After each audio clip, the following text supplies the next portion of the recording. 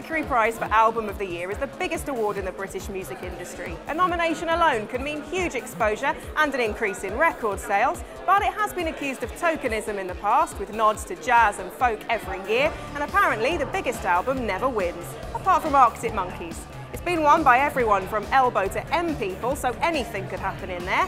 We're about to find out who the 2010 nominees are. Paul Weller and Dizzee Rascal were the big names on the list, read out by Lauren Laverne. Weller's 10th solo album, Wake Up the Nation, is the Modfather's first Mercury nomination in 16 years.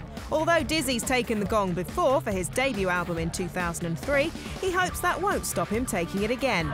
I could win it. As far as the quality of the music, I don't see why not. But if they're hung up on not giving it to somebody twice, then that's the way it is, isn't it? But it's nice to be nominated.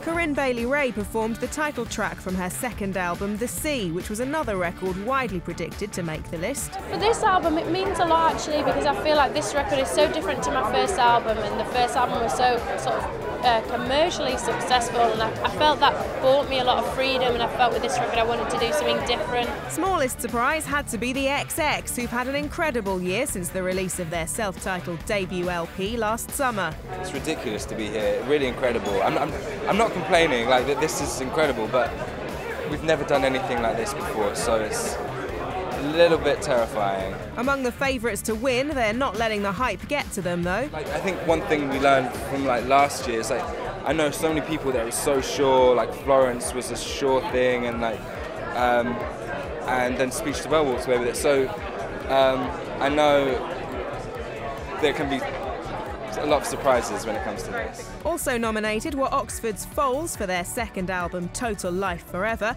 and Manchester band I Am Clute. Laura Marling made the list after much speculation that her second album, I Speak Because I Can, would be nominated after her debut was shortlisted last year. She'll be competing against her pals Mumford & Sons, whose debut Sigh No More is also up for the prize. The winner of the Mercury Prize 2010 will be announced on Tuesday the 7th of September. Although Dizzee and the XX lead the way with the bookies at 4-1 each, this year sees some of the closest odds ever on who'll bag the gong and the prize money, so place your bets now.